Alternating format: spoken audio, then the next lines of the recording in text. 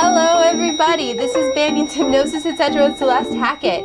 This is Kelsey Banyan bringing you a no-cal episode this week. I have been out of the picture for a couple weeks, but now it's going to be an all-girl show this week. We're bringing you a fun, interesting, and informative information about hypnosis and what's going on in the profession. How are you doing today, Celeste? Kelsey, I can't believe it's going to be you and me. We're going to have so much fun. And you know, when the cat's away, the mice will play. Isn't that right? Oh, definitely. Well, I'm just so happy that you're here. And, you know, where's your dad anyway? What's going on? How come he's not here too? He's actually out enjoying the beach in Singapore, leaving us all by ourselves. Oh, isn't that nice? So are you running the place there?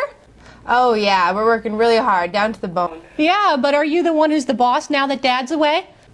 Well, I wouldn't say that. I mean, he will have to come back, but for the moment, I am the sole Banyan in the office. Woohoo! That sounds like fun. Yeah. So what are we going to talk about today? Well, I kind of figured that we talk about some stuff that has more to do with women and women in the profession, things that you have to think about that the guys don't really have to think about. Like the male hypnotist, they just can go out there and do their thing, and they don't have to worry about what female clients will think as long as their hands are on the camera. Well, you know, they do have to worry about the hypno blanket and the legs. That's true, making sure that the ladies are covered. Yeah, why don't you tell everybody about that? Because Cal always tells male hypnotists, he gives them the lecture, right, about the legs and the hypno blanket. Oh yeah, making sure that your hands are where everybody can see them and covering up ladies' legs when they're wearing a skirt to make sure that they know funny business, and that way the ladies can also be a little bit more relaxed and not worried about whether their knees are going to fall apart or whatever it is. So you just cover them up with a hypno blanket, and that way they'll feel safe and secure. See, we don't have to worry about that ding-dong hypno blanket, do we, Kelsey? Thank goodness. Yeah, I mean, I usually will offer a blanket to ladies, but a lot of times I'm thinking they're cold because women tend to get colder faster than the male clients do. Do you find that? I think so. I tend to run pretty cold though as well, so. Yeah, so I usually will offer the blanket for that reason. And then it just, you know, if people are a little insecure about doing hypnosis, well then if they have a blanket on them, sometimes they tend to be a little more secure. So for that reason, I'll often, you know, offer the blanket. For the most part, the women accept the blanket more than the women do readily anyway. But anyway, so yeah, being a female hypnotist as opposed to being a male hypnotist, there's a lot of differences, or at least a few. Yeah, well well clearly you're a female hypnotist, but you work out of your home, don't you? Yes, I started out in an apartment. I like to say 3 flights up by a dumpster because that's exactly where I was, literally. And I saw men, women, and children in that apartment. And then I did very well with hypnosis, well enough to buy a house. So now I do work out of my home. Yeah, and I see clients right out of my home. And so far, I've had absolutely no problems doing that. Do you have any tips for ladies who are thinking about doing hypnosis and having their office right in their home, even though they might be seeing some male clients? Yeah, you know, I've often thought about how I could make it safer for me, because it is a concern, and things can happen, and in this world, things do happen. I wonder, though, sometimes, is it really am I more threatened, or am I more likely to get harmed here in my home than in an office building? And I have a little thing to tell you. The office building that I worked at, in between the apartment and the house, I had to find a place. So I actually had an office with a doctor for a few months, probably about 5 months. And then I moved into the house. Well, recently there was a news story that there was a shooting in that office building. So I wonder sometimes, where are you safe? But a lot of, you know, the thing with women being safe when they practice generally is, you know, you got to be careful everywhere whether you're in an office or at home. As a female hypnotist, there's some things you need to do. For instance, you want to dress appropriately, and you don't want to wear, what I mean by that is, you know, no low-cut blouses. That's the biggest thing. And no short skirts and stuff like that. Look professional, because right away that's going to give your client the understanding that you're in this for the business of doing it, doing hypnosis. And the other thing that you want to do when you're a woman and you're a hypnotist is you want to make sure that everything else that you do also sends the message of professionalism. And women are pretty intuitive. So right when you talk to somebody on the phone, you can usually get a feel if you are pretty intuitive. Most of the time, by the time people get it, most of the time, by the time women become hypnotists, they've developed their intuitive skills pretty well. And so, you just want to kind of be listening with that third ear. And when you actually have someone over to your house or apartment, what I like to do is either have Christopher here or have a car parked out in the front. We have 2 cars, so it makes it look like maybe somebody else is here. And another tip is when they walk in, my hypnosis office, they'll walk in the front door, so I'm facing them when they walk in, and I say, and the hypnosis offices are over here, and I'm pointing to my left, and I say, go ahead and I'll follow you. I don't let them go behind me. I don't turn my back on a stranger. And once I get them settled in and everything, typically everything is fine. You'll figure out if something's wrong. At least I hope. I haven't met anybody where something was amiss yet, or I haven't been in any danger yet. And so I figure it will happen in the first few minutes or the first session if there's going to be any funny business. My sister is a registered nurse, and she lives in a rural area out in the sticks in Louisiana, and she has an office out there. And what she's done is she's gotten a panic button, and it's under the desk, and my niece, her daughter, works at this office. And they have had occasion where they've had to use the panic button. So she suggested I get one of those, and it just, as soon as you hit the button, the police get the message that something has happened, and they come over right away, at least in her area. And you can actually get one of those to wear around your neck. Well, I've talked a lot. Sorry about that, Kelsey. It's your turn. Well, I think the panic button's a really good idea, just because you never really know what's going to happen, and that way it's not something that's really obvious, but just in case, it's always nice to have that extra little bit of security, especially if you've decided not to just see like children or women and deal with those kind of issues.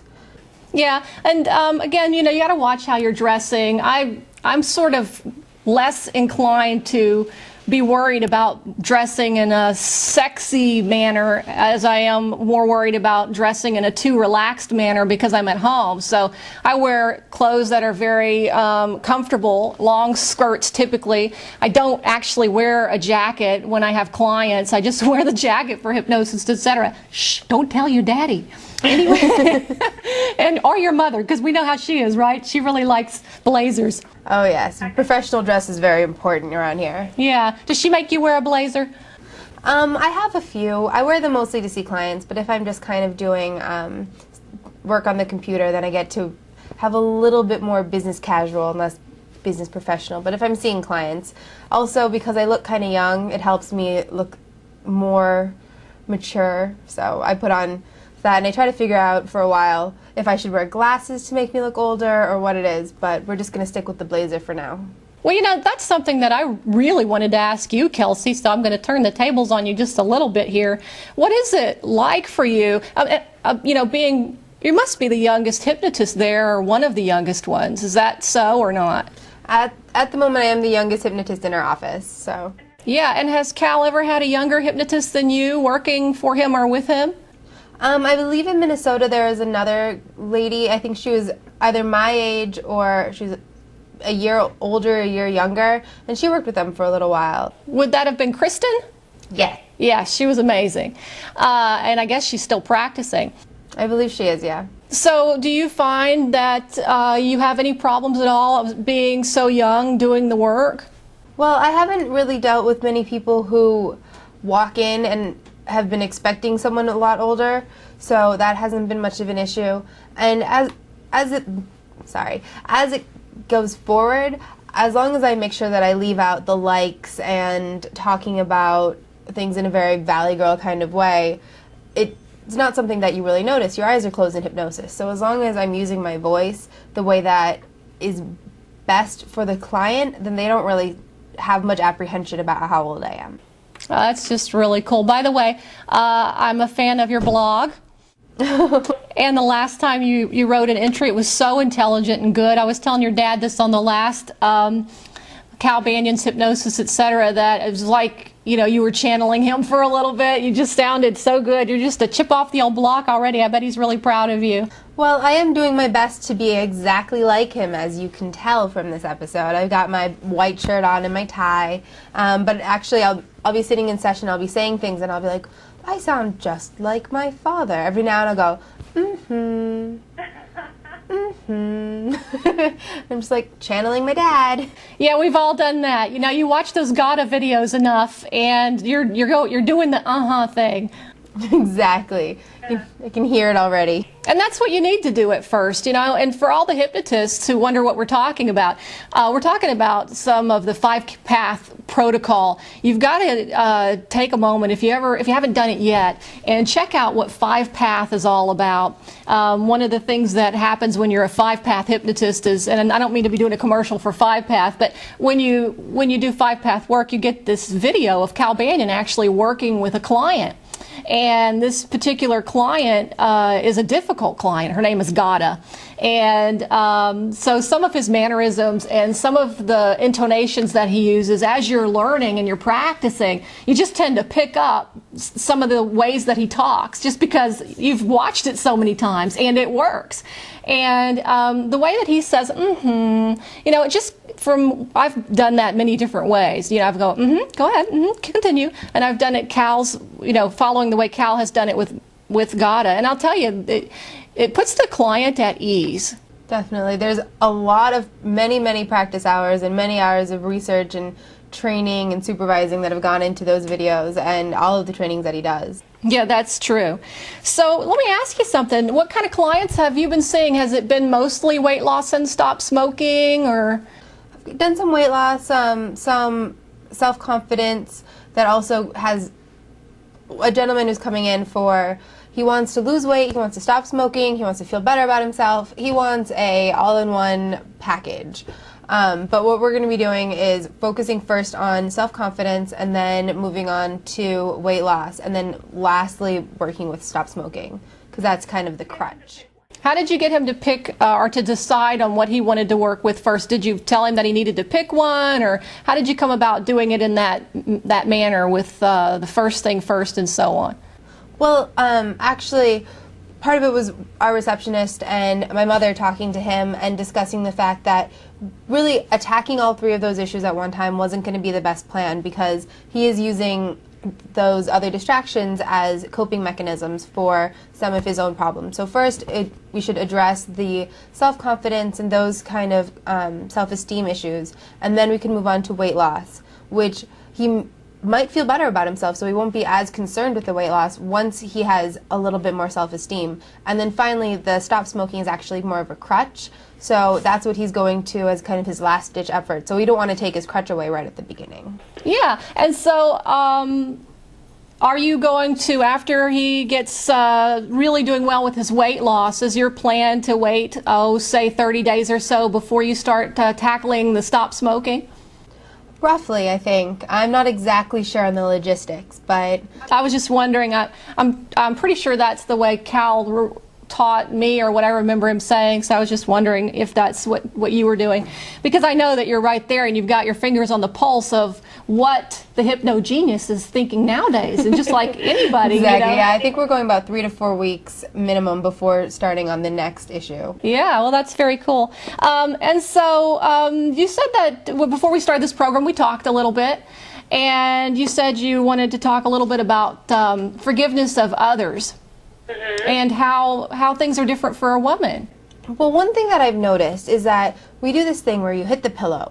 And I mean, these people, they've got a lot of anger, a lot of frustration, a lot of guilt to really just pump out of their bodies, and they're pumping it into those pillows. So what are you doing if you've got this big football player, basketball player kind of guy, and you're a woman trying to hold that, not the blanket, I'm sorry, the pillow in place? Like, they're definitely going to be able to push it out, don't you think? Well, tell me what you've done. What have you noticed? Have you done foo yet?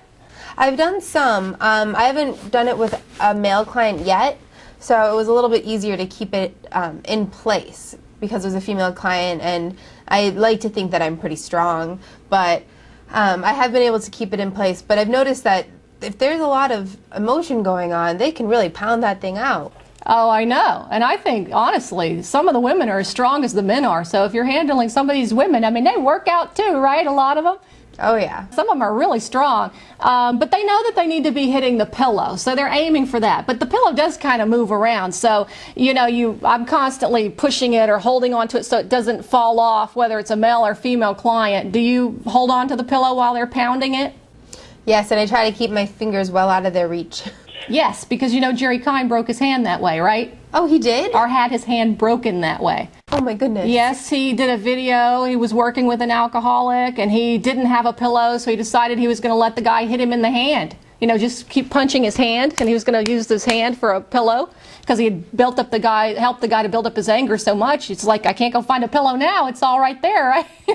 Oh my goodness. Well, I guess that's the cost for being really good at what you do. Yeah, you're going to have to check out that video of him getting his hand broken because it's pretty interesting. He keeps shaking his hand like ow, And, but I guess we should explain a little bit to people who are tuning in what we mean about somebody hitting the pillow.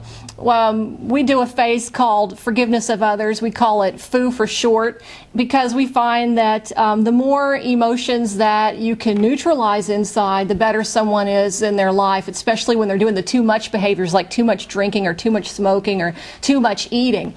You want to neutralize as much internal negative emotion as you can. And most people are carrying around a significant amount of anger that they're really unaware of. And so we always include a session where we tackle any latent anger that's inside of someone so that they can just feel more at ease and more peaceful in their life. Because what happens is if that old anger is triggered, then all of a sudden they're not as in control. A lot of people eat when they're angry. And a lot of times anger, that's still inside can lead to frustration and depression, the same old anger rolling around that they haven't gotten resolve on, you see.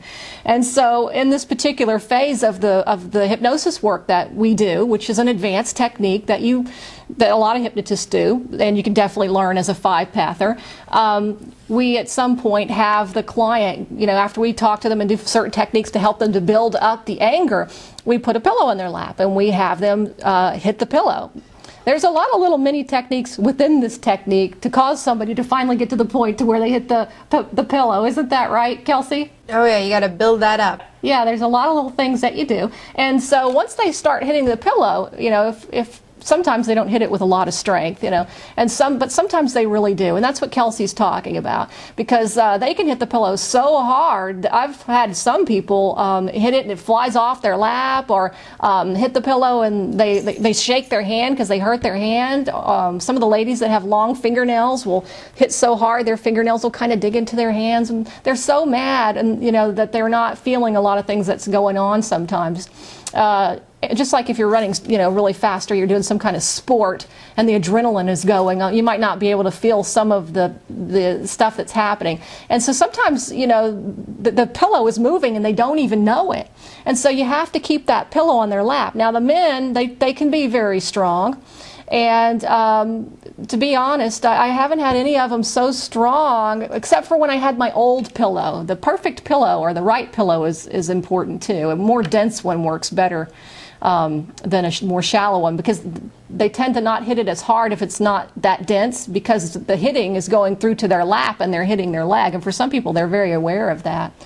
But I guess to answer your question, it's not really an issue. You just keep moving the pillow back in front of their hand. But you said something about men in the instant induction are pressing on the hand too. Didn't you say something or had some question about that? When I was going through my training, a couple of the girls in my class were really, really petite. So we'd be practicing our instant induction and press on my hand, and the guys are afraid to press on them. I mean, they don't want to hurt them, but at the same time, the girls are like, just press a little bit harder, press a little bit harder. And then suddenly they're like, we can't keep them up. Okay, close your eyes, sleep. Just because they couldn't keep it up anymore. So is that really a concern, or? The funny thing is you have your hand and you say, press on my hand, close your eyes, and so they start pressing. And then what I do is I put this hand under, and so with two hands they can press hard, and if my elbow is resting on the chair, my hand's not going down. I had one guy at the end of the session ask me, he said, man, you're strong, how are you so strong? And I said, well, it's just hypno strength, sir. But yeah, you can do like that and have another hand for support, and then move your hand out. So I haven't had their manly strength be much of a problem. What's more of a problem is the wimpy pressing, because you got to be able to have a little surprise. But when you move your hand out, they've got to be a little bit shocked. That's important, so you get that instant induction, and so that you can say sleep at just that right moment, and they'll drop down into hopefully somnambulism, at least deeper than they were. And so what I typically do if they're not pressing very hard is I say, okay, come on, you can do a little bit better than that, and I might kind of tap them on the shoulder, come on, a little bit harder than that. Press up against my power. I'll start moving my hand up. A lot of times also the ladies will press like this with the tips of their fingers, and I'll just say, okay, now that's good, now stop pressing. I might do that, and then I'll say, now this time I want you to use all your might and your whole hand, and then they'll do a better job. And you just keep coaching them until they do it to the point that you think it's going to be significant enough that when you move your hand, there'll be that surprise or that jolt. Does that kind of answer your question? Yeah, that's great. That's definitely a nice tip for a beginner. And when you go back and you watch this video, Kelsey, you'll see me I'm using my hands to show how it's done, because you're just hearing my voice. You're in Tustin, California, listening to me on the phone talk right now, and I'm listening to you on the phone here in Plano, Texas, so you can't really see that I'm actually talking with my hands. I should have been an Italian. They say Italians talk with their hands, but wait a minute.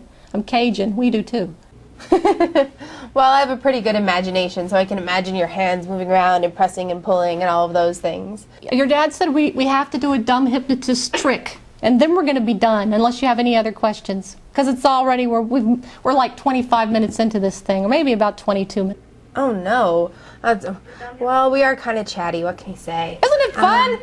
Oh, it's so much fun. Well, I think the dumb hypnotist trick that I was going to bring up, you touched on a teeny bit earlier, which is appropriate dress for female hypnotists, because it's so easy out there to just go and get some big frumpy sweater that it looks too casual, or you can go out and find one of those really low, really tight, really short outfits, and there's not really anything in between. What do you suggest?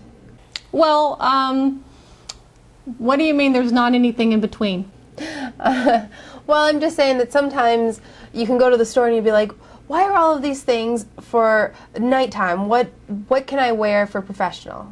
If you look around, there's a lot of t-shirt type shirts with, a fabric that's nice that you can slip under a blazer, a longer skirt, pants. You just don't want to show cleavage, or wear a bra where it looks like you don't have one on or something like that, or show your legs. And I think that, I don't know for certain about this. How do you really know without actually talking to someone or even having the opportunity to explore the subconscious mind? But let me ask you this. What do you think would be the reason why a female hypnotist would dress in a sexually provocative manner? Well, it probably comes down to, and this is of course just speculation, but coming down to her not having enough confidence in her abilities and therefore wanting to distract the clients from really expecting too much from her as a professional. Or just she feels like, and that's kind of what I think possibly is going on here too, or she just feels like she needs this to attract clients. Well, guess what? You don't. And if you wear these kind of clothes, you're going to attract the wrong kind of clients if you attract any at all. You'll probably attract men who are more interested in looking at your breast and your legs. You're certainly not going to attract women if you're dressed too provocatively. And those are the ones that most often are buying the sessions. We see probably more women than men in this business as clients. At least I do. What about you, Kelsey? What about you guys up there? It's predominantly female, definitely. Yeah, I have noticed that since I guess maybe a year and a half now, I've been getting more males, and sometimes I have had male, female, probably pretty balanced, but still overall, more females are likely to buy hypnosis or do anything where they are actually improving themselves and kind of looking at themselves a little deeper. They just seem to be a little bit more introspective as a whole, and I hope I'm not biting myself. Well, you know what I mean. I hope I don't offend anyone. But then again, hey, Cal goes out on those limbs, doesn't he? Oh, yeah. Well, Kelsey, I guess we should wrap up this hypnosis, etc., huh? I guess we've kind of run a little bit long, but it's so nice to just get to chat with you a little bit and see the female perspective of things. Yeah, well, this has been fun, and I was a little nervous at first, but just like you, and but it's been really, really fun, and I hope we get to do another one. Are we going to get to do another one? I'm not sure. I'll double check with the tech genius that we also have. Okay, good. All right, well, then I'm just going to wrap things up. I'm Celeste Hackett. My business is Family First Hypnosis in Plano or Dallas, Texas. And my website is familyfirsthypnosis.com. Be looking pretty soon. I hope to have training classes for hypnotists. So if you want to be a hypnotist, go to my website and check out the training page. I'm hoping and praying that my licensing comes through and we can have hypnosis training coming up in February 2008. Kelsey, take it away. That's great. Well, thanks for being with us. I'm Kelsey Banyan. This was Hypnosis, etc. You saw this on calbanyan.com. Make sure to check us out at www.hypnosiscenter.com, www.calbanyan.com, and on the banyanhypnosismall.com. Have a great day. Signing off.